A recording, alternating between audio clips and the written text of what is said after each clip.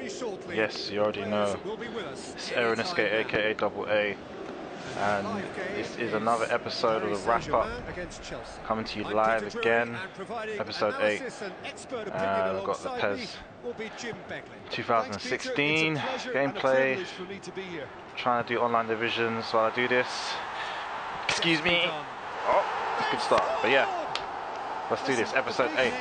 I'm gonna get straight into it. Hopefully, I can concentrate and do this while I'm playing. Funnily enough, PSG and Chelsea tonight. That's why I picked PSG. But yeah, let's get straight into Raw. So what's his name? Oh, what's his name? Yeah, Showman Man came out, you know, was talking about what Vince said last week, renouncing him and whatnot. And then Vince trolled us all with Undertaker's gong playing, and then him coming out. Yeah, it wasn't a. I just kind of want to brush over that segment because it wasn't that great. You know, it was kind of just like, oh my goodness, this guy's terrible. I fouled him. I can't believe it. Oh, I can't believe it. Yeah, the segment wasn't great, but straight after that we had Kevin Owens versus. I can't believe I just did that and it was going in. Kevin Owens versus Neville. Sorry, lost a trail of thought there. Which was an absolute sick match. I don't think anyone by now people shouldn't be surprised that these two. Kevin Owens is a sick wrestler. Neville was a sick wrestler. Like, they're always going to put on good matches. But yeah, this match, man, had some. Neville was doing some craziness this week. He was proper going in. Yeah, it was a good match. Owens won it just. It was a good match. Again, still don't know what's happening with Owens at Mania. Still don't know what's going on with Owens at Mania yet, but it was a great match. Sami Zayn came out at the end and got a massive pop, as he should, and got a little beat down on Owens. Possible triple threat with them. Be a nice little NXT triple threat match at Mania. Who knows? But yeah, it was a really, really good match, man. Impressed. Then we had Ziggler had a little moment with Stephanie, and he was talking about Survivor Series from 2 years ago for some strange reason. And even Stephanie was like, okay, and you know how he single-handedly defeated the Authority and put him out of a job, whatever. Which basically set her up to set him up with a match. An elimination tag match against the League of Nations, him on his own. And you know, it wasn't anything exciting, but the main thing was the fact, I can't believe I just did that, that Wade Barrett was actually in a wrestling match. Like, he actually wrestled this week. I couldn't believe it. Even though he's the one who got eliminated and pinned within like 5 minutes, he actually wrestled. I don't know what's been going on with him, but he's just been like the lackey of League of Nations. He's always just standing there, not doing anything. But yeah, he was in a match. It wasn't a great match, but he was there. I can't believe I just did that. Yeah, I can't believe he was there. He didn't do anything. But yeah. So yeah, Ziggler lost that, and we had the tag team title match that we promised last week. Y2AJ versus New Day. Which was again absolute great match. Flipping out. AJ was going crazy. I mean, he was just pulling off some absolutely insane moves, which most people that know about AJ will know that he can do anyway. But yeah, it was really good to see him get to show some crazy offense, which he did. The friggin' springboard. Whoops. Yeah, the springboard moonsault into DDT on Kofi was crazy. The friggin' he was just doing some crazy offense. They lost the match. It was a really like, honestly, pay-per-view quality, great match. Some great offense from both the teams. But yeah, they lost the match. Got a standing ovation, and Jericho decided to just go nuts and cheap shot AJ when he went to pick him up. And he gave him 3 code breakers, man. 3 code breakers and stuffed their new t-shirts down his throat, and you know, I guess that's the end of Y2AJ. And he's going to explain on SmackDown why, but you already know the deal with me and SmackDown. I'm not watching it. But yeah, it was. I guess they do want them to fight at Mania. I don't know.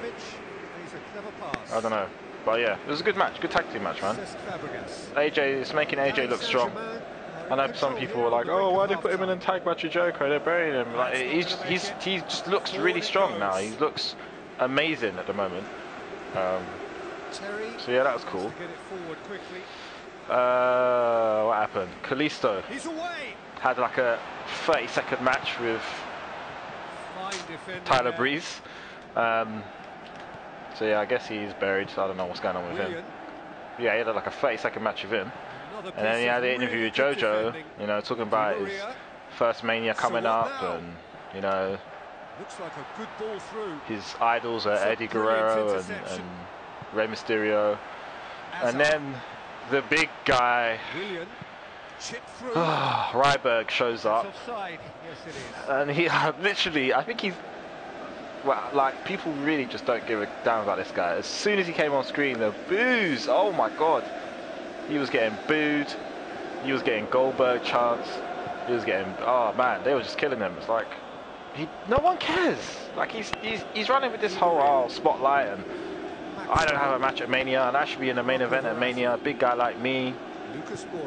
He's telling JoJo to look at him when he's talking to her, and all. It's just, sorry, he's just boring, man. He's just boring. But he basically told Kalisto to do it on his own, be like me. You can't achieve anything when you're in a tag team, blah blah blah. And I was like, oh, go and watch me out there when I fight the Social Outcasts, because you know they're such strong opponents. You know, you beat 2 members of the Social Outcasts 2 weeks running. Okay, great, Ryback. Like, no one cares. Yeah, so he did that. And speaking of Social Outcasts, I have to say, this week they did make me laugh. Friggin', what's his name? Oh man, oh look at this. Okay, that's the same. Axel. That wood chopping business, I don't know what that was about, but that was pretty funny. That made me laugh. So, you know, they're getting there. Maybe they're getting there. Maybe there's hope for them. I still think Bo Dallas is probably the strongest in terms of comedic value out of them. But oh my god, Axel was pretty funny this week. That was pretty funny. But yeah, you know, Ryback beat him again. Like, there's nothing to scream about. Come on. Yeah, nothing to get crazy excited about, but you know, whatever.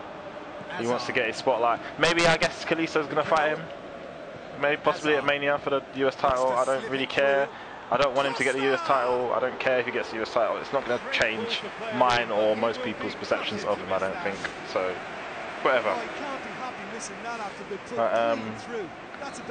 Yeah, so kind of skipped over Dean Ambrose coming out as well and talking about Roadblock. And I don't.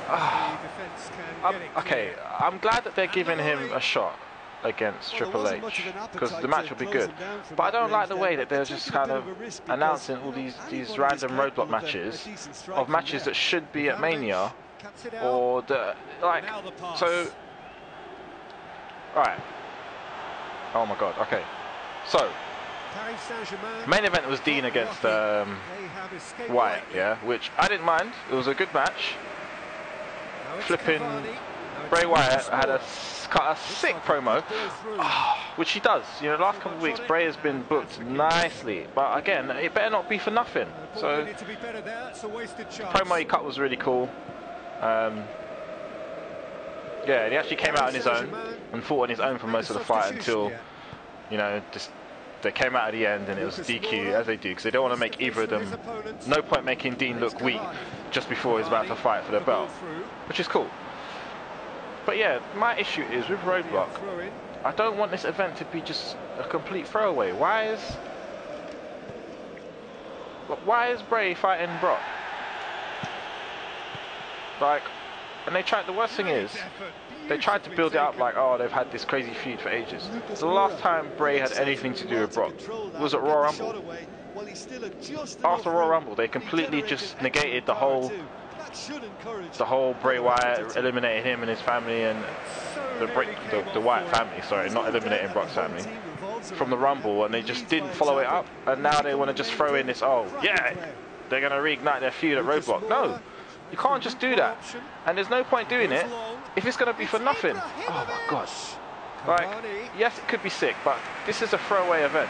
So unless they build on it after, unless there's going to be some sort of ramifications, or maybe they're doing this so that they can then set up the Wyatts to interfere at Mania. Like, if that doesn't happen, then don't do the match. As good as the match is going to be, I don't want it to just them to just have a throwaway. Oh shit! How has he scored that? I don't want to. That's my fault. I don't want them to just have a throwaway match at Roadblock if they're not going to follow up with something, or if it isn't going to lead into something bigger. It's pointless. Yeah, the match will be good, but I don't want it to then at Mania, Bray to just be fighting whoever for no reason. Like, there needs to be a payoff, otherwise it's just a waste, man. It's just going to be a complete waste. But yeah, it was a good match. And this is what I mean about them booking them good sometimes. After the match, Triple H came out, and you know, Dean was down in the ring, the Wyatts all standing there, everyone's thinking, okay, what's going on? The Wyatts ain't moving. Triple H just walks in the ring around them. You know, he doesn't trouble them. I can't believe it. Doesn't trouble them. Stands over Dean, and then anyway runs over Dean, and then Bray just squares up to Triple H, and I'm thinking, see, they know what we kind of want to see happen, but it's like they just tease it. And he stroked his belt, which I thought was just perfect touch, you know. Because he should be not necessarily in the title picture, but he needs to be a force that's not just overlooked, man. It's just annoying. But yeah, I like the little tease of you know, a little feud with Triple H and Bray. I like that. But again, we'll see where it goes. We'll see if anything comes of it, because there's no point in it being just a throwaway match. Because I have a Cavani's there! Oh my gosh. Yeah, no point in it being a throwaway match. But we'll see how it goes, man. We'll see how it goes. We'll see. Roadblock this Saturday, we'll see what happens, and if they do use that as a potential to change anything, maybe. We'll see, we'll see. But yeah, I'm guessing this is coming to the end of the video soon, so I'm not going to go too crazy. I'm just going to try and concentrate on this and get a little last second win. Only 15 minutes recording, and I know matches on Pro tend to run a bit further than that, so we'll see what happens. Should have let him score, and I shouldn't have conceded that goal, but whatever. It is what it is. I don't even think Chelsea are going to win it tonight. But imagine that I picked PSG specifically because they're playing Chelsea, and then the match is against Chelsea. But yeah, and that's it, lads. It was a draw. Didn't deserve it, I don't think, but you know, it is what it is. But yeah, that's the end of this week's episode. Hope you guys enjoyed. It's difficult trying to commentate and do this live, but we'll see how Roadblock goes at the weekend, and then I'll see you next week for Raw. Alright, peace. Thank you, Jim, and good afternoon all.